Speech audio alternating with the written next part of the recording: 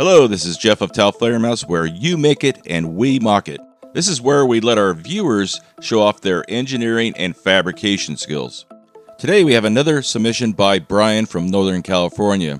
This projectile consists of a 1 ounce tungsten fishing weight, and if you're a fisherman, you know how expensive those things are. Now, if we just put the tungsten weight in a shell and shot it, the results would be pretty dismal. It would just tumble through the air, it wouldn't be very accurate, and it most likely would never hit nose first. So Brian encased the weight in a tough PVC jacket to bring it up to the proper size. Now, when you're dealing with something as dense as tungsten, you have to address something called inertia. Now, the tungsten weight is a small diameter and slippery and very heavy. And when we accelerate it, that big, heavy tungsten weight wants to just stay there while everything else moves forward. And that heavy core will often punch its way through every wad, cork wad, gas seal, and everything. Now, a good example of that is the Red Racer, where we had a small diameter tungsten core epoxied to the outer jacket. Now, the outer jacket performed really well, but we did lose the tungsten core, and here it comes kind of trailing along. There it is. But in this case, we learned that we needed better support for that tungsten core. Another area where inertia comes into play is when we spin up a projectile through the rifling from 0 RPM to 30,000 RPM, and that occurs in just a millisecond. The Kylon armor-piercing slug is a good example of this. Now, this has a 1/4-inch tungsten core, but it only extends about 2/3 the length of the body. Now, the body's made out of nylon, so it's extremely tough, and we have really good support for that core. So when we use rifling, well, the body spun up normally, but that heavy core said, nope, I don't want to move, and it spun itself right out. So the core essentially came out the front of the slug in this case. Fortunately, the Kylon slug performed really well out of a smoothbore. Now, one thing that Brian did to increase the support of the very heavy tungsten core was to put a steel disc on the base of the slug. Now, this may be enough to support that slug, or it could still punch through the back of that. We'll find out, though. And the other unknown, of course, is that spin-out issue. Here we see Brian's fisheye slug that we tested a couple weeks ago, and it has steel washers as a core, and you could see that core actually spun inside the jacket. And the weight of those steel washers is only 1/2 ounce. Now, just in case we have some issues with the tungsten fishing weight slugs using rifling, the backup plan here is to use a smoothbore. Without spin stabilization, well, we have to have some kind of other means to stabilize that slug. So hopefully the cork wad will act as a stabilizing tail, kind of like a tail fin. And hopefully, well, it'll stay attached. This is what the projectile looks like loaded in the shell. We got a primer, we got 25 grains of long shot, a gas seal, a thin fiber wad. Hopefully that will kind of protect our cork wad. And then our projectile is surrounded with a 2-piece discarding sabot. Some people call it a sabot, some people call it a sabo. Thin stabilized discarding sabot tracer, known as the sabot. The sabot? The sabot round works like an arrow. The sabot is there to fill the 120mm barrel and to keep the dart dead center. The moment it clears the barrel, the sabot falls away. The sabot? For such a little word, there's so many pronunciations for it. Now, anyone could just stuff random things into a shell, shoot it, but in order to do it right, it takes a lot of thought and planning and learning from mistakes. So, let's see if we got it right this time. Let's head out and test them. Welcome back, Tau Flater folks. OG out here and Jeff behind the camera. Jeff is pulling a bunch of levers and toggles and switches back there because you guys probably didn't know this, but we have a steam-powered camera. Jeff likes going old school on that. I hate batteries, man. Right, hate batteries, hate batteries electronics. are the failure for everything. He thinks digital is all from China and the Chinese are spying on us. So he runs a steam-powered camera, and he's actually got to pump up the bellows every once in a while to keep that camera fired up. Hey, we're out here shooting a submission today that comes to us from Brian. Brian lives right here in Northern California, and he has submitted quite a few things in the past, but today he sent us these tungsten fishing weights, I guess? Yeah, 1 ounce fishing weights. Fish go after tungsten better, more than? There's no lead, you know. Yeah, they're kind of pricey, so they're really probably not practical for making. They're absolutely. But I love the fact that he did it anyway. You know. Yeah, Brian crafts some really good stuff, even though that these rounds would be well over $10 a piece if you were to somehow manufacture them and put them on the market. So oh yeah, we're going to try them out of a smooth bore today, and then we're going to try and see what we can get out of rifled barrel today. And Brandon's waiting for us downrange. Let's see what they do. Let's try the rifled first. Ooh. I want to eliminate that, and then if that doesn't work, then we can go with the smooth bore, and maybe that'll work. There's a lot of things that can go wrong with these. You're just talking crazy now, Jeff. Here we go. You hit it. That's good. In the first test using a rifled shotgun, everything remarkably stayed together. Slug was perfectly stable. Just my focus kind of sucks. I don't know what happened there. I swear that thing was in focus. Might be a good day, Greg. That looked really good, even on the little screen of the high-speed camera. We've had some failures recently, but yeah, this one... I was expecting failures with this because we've had a lot of problems with compound slugs like this, where you have like a inner core and an outer jacket and all that, where things coming apart. Like last time, you know, that right. It's definitely good to keep your expectations low and expect failure, because then you're pleasantly surprised. Oh yeah, I definitely get excited when things work, because it's absolutely depressing when things don't work. Yes. So you guys probably already saw this on the slow-mo. I just discovered that it hit about 2 inches high. There is an impact mark in there, and then in the carrier down here I found the little is this acrylic or no? It's something. It's he says it's PVC. It's like a tiny impressively strong. It's impressively strong. And I when he first sent those, I was like, that's just gonna shatter, you know. Yep. But it's definitely surprised me and impressed me with the strength of that. So I went digging around in this vest looking for the tungsten core, and we found that there's a little tiny hole in here, but here's the BFC, as they call it. We had a new t-shirt put on Brandon here, and that core zipped right on through a level 3A Kevlar vest, and presumably we wouldn't be able to tell because the back of this is all shut up. Yeah, one of those holes is... One of those might be an exit round, so wow. It's looking good though. Brandon's very excited and he needs a shave. All right, make video horizontal again. Penetration test.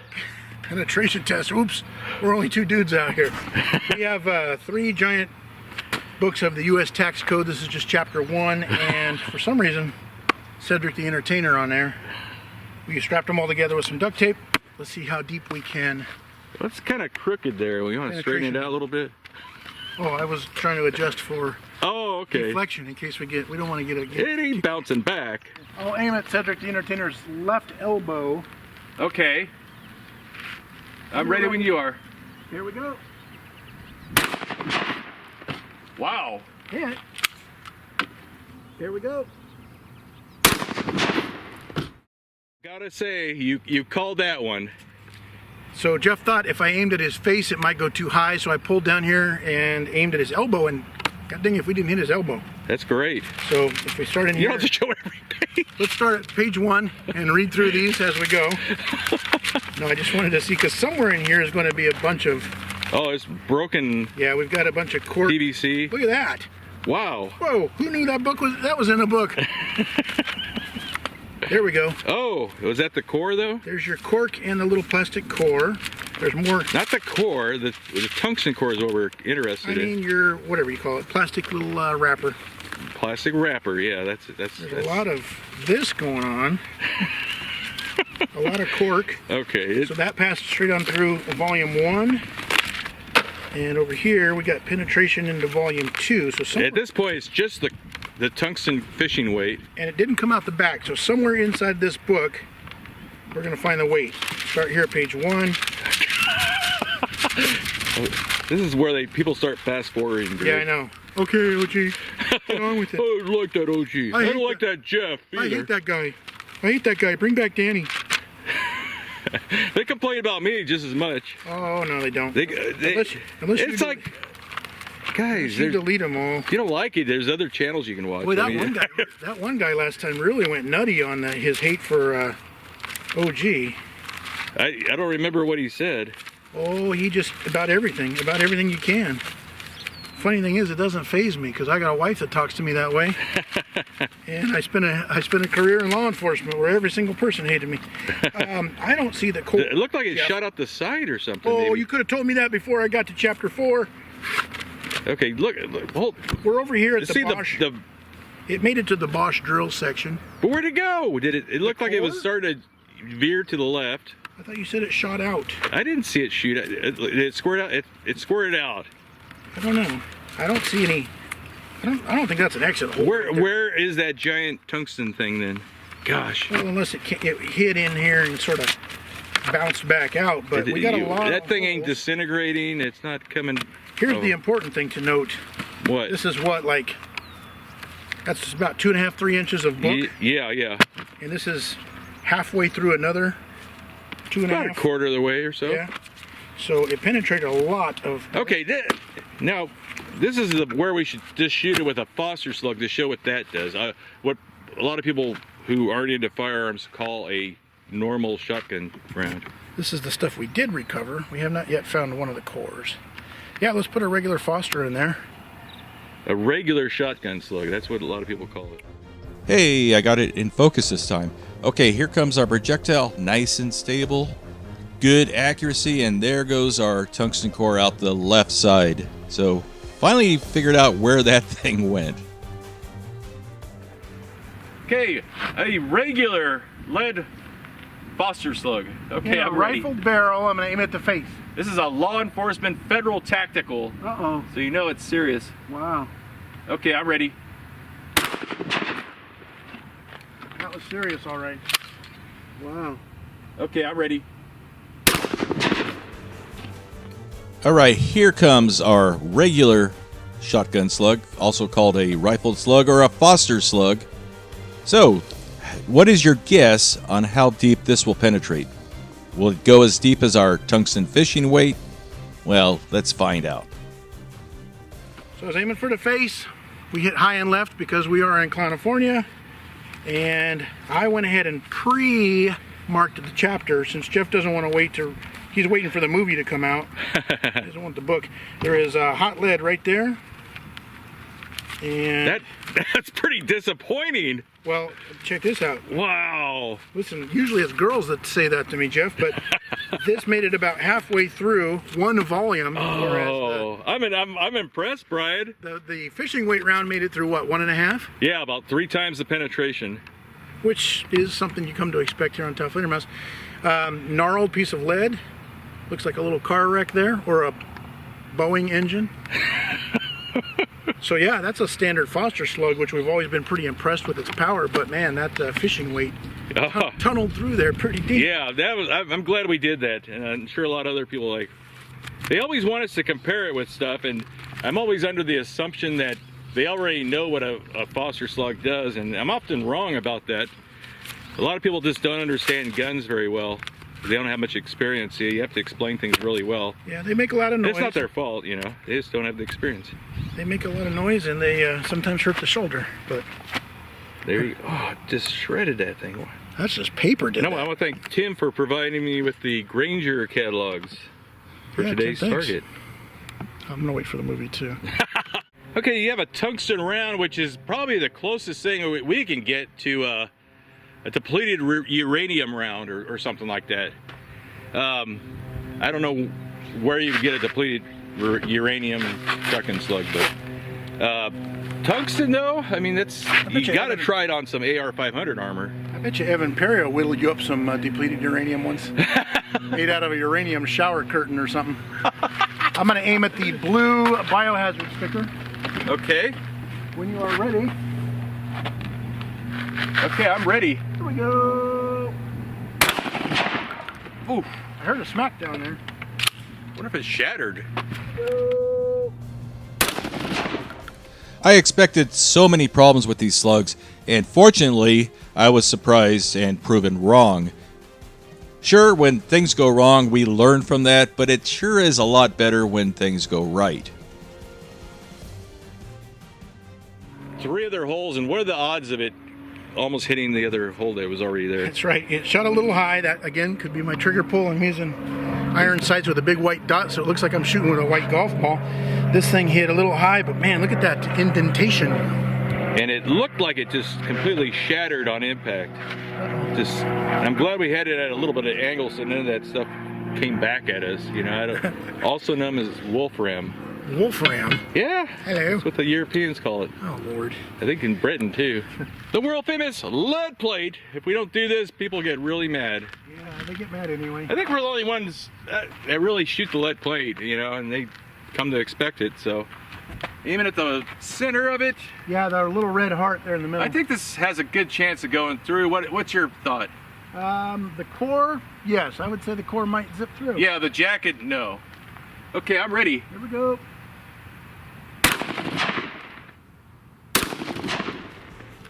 Now again, the slug shot just a tad bit high, only about half an inch or so. But as far as using iron sights go, that's a pretty precise hit. I'm pretty happy with that. $1 million question. Did Brian make it to the lead penetrator club? Evan's in the club. Kyle's in the club. Real quick before we pan down, answer down here in the comment section. Oh. And got your answer? All right, here you go. They're just gonna fast forward. They're like, hurry up. I just double tapped to the right side of the screen.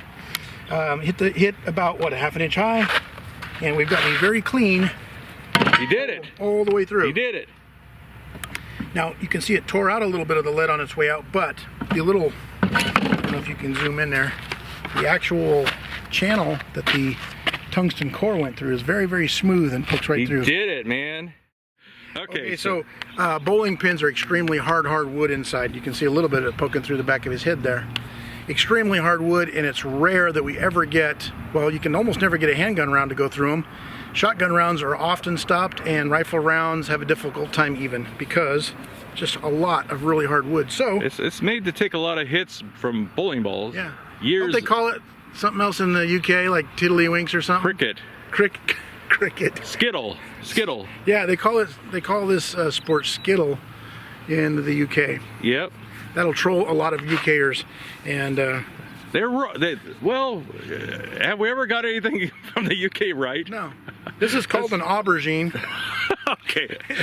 All right, we're gonna put it down here at about 800 meters, and shoot it with a rifled barrel. Yeah. See if it'll penetrate through. We're still using the rifled barrel because it's working, but I do want to get a shot with the smoothbore, see if my little modification stabilizes or Those not. little tail fins that pop out. Kind of, yeah. If this is downrange, do you think that that little tungsten core is going to make it through? Or I think it has a good chance. What do they call it? Wolf's Bane or something? Yes. That's it. That's exactly right. Look at that. It's just floating now. There's like bugs. I think it's carried by bugs. What is that? They're taking it back to their lair. That's the weirdest thing I've ever seen. Okay, let's see if Gregg can hit that little dot there. I don't have much faith that he's going to do it. Yeah, we need a different shooter. I think. I'll see. When you're ready. I'm ready. Now this is an interesting shot. You can see that the slug kind of yaws up at the last millisecond, causing that tungsten core to shoot upwards kind of diagonally through the bowling pin. Pretty accurate. Yeah. The front sight again on this shotgun is about that big when I'm looking downrange, so the fact that we even hit the black dot, that wasn't there before. Oh, you are right. That actually could be. I mean, it's a little bit of an angle, but the thing was stuck in the spongy. Yeah. That was not there. It went through. That was not there. That was okay, clean. now I'm a little more impressed. Wow. Next, we're going to try through a smoothbore because I want to see if that little modification I made with the epoxying the cork wad on it will actually stabilize or not. It may or may not. I don't know. Yeah, we're going to try one out of the old smoothbore. Same as a rifle bore, just smooth. We have a stack of old-timey expired. Trust me, they're all dated. Like 2000 or something. Yeah, these are from 4 years ago. So yeah, we're going to try and shoot the center one out of that stack, that triangle there, and that way we'll be able to determine where the slug goes if it does veer off course. Well, that was close. Well, we got a strike on the bank back there. Wow. Berm. This was actually a big surprise to me because we actually obtained pretty decent stability out of a smoothbore. It wasn't tumbling, it was wobbling around a little bit, but as far as accuracy and stability goes, that's not bad. I didn't expect that.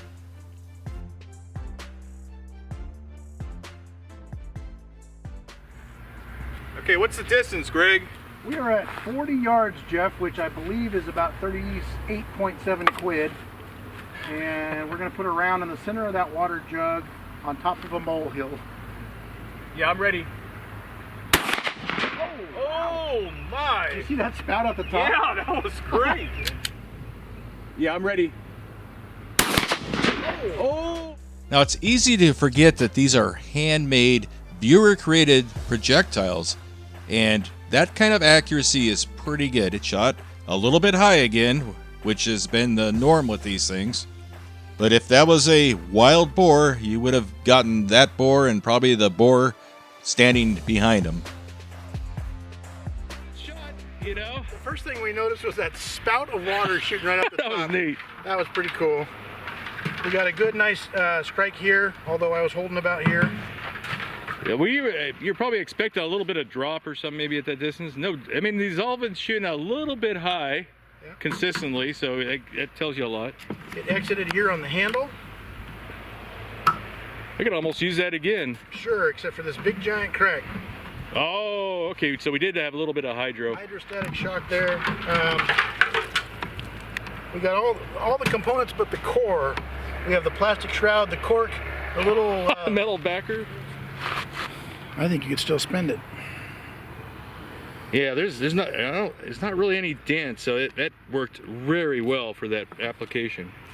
Probably didn't even need that cork, but the cork kind of acts like a stabilizing tail, and we'll try one more shot out of a smoothbore and see if we can get any accuracy with that. 40 yards? 40 yards. Boy, we're pushing it. Yeah.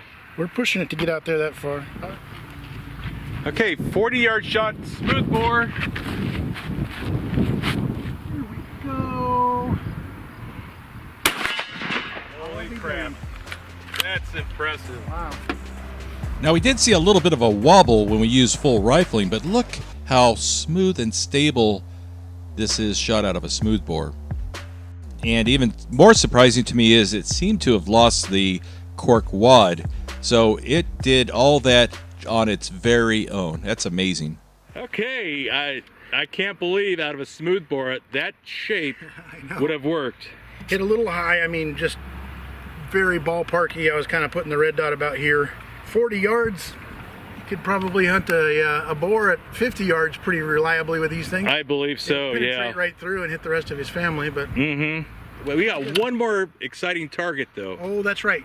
Yeah, we have the head detective favorite. or whatever. Head detective. This time I think we've got some, what'd you put in there? Ravioli head? Yeah, yeah. You guys need to come up with a good name down here in the comment section for ravioli head. Yikes. Here we go.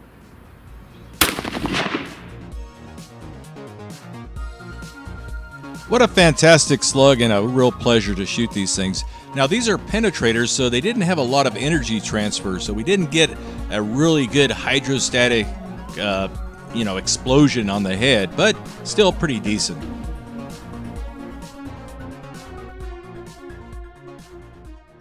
So that was like, I don't know, 17 yards away or something like that.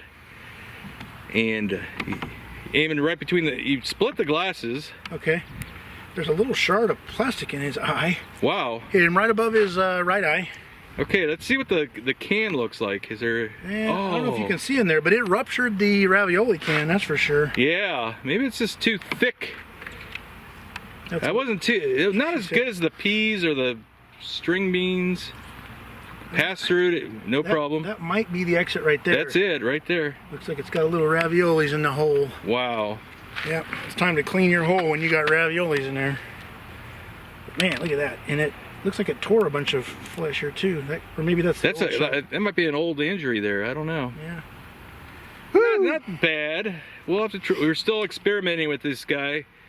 different types of materials inside there. Take a look at the beats. I don't know. Look at his chin. Look at his chin level. Yeah. He was laying like inside a box or something. He slept on. Don't sleep on your left side all night, folks. That's what happens. Right. You get sleep apnea and your chin comes out formed over to the left. Looks like Cuomo. Oh my gosh.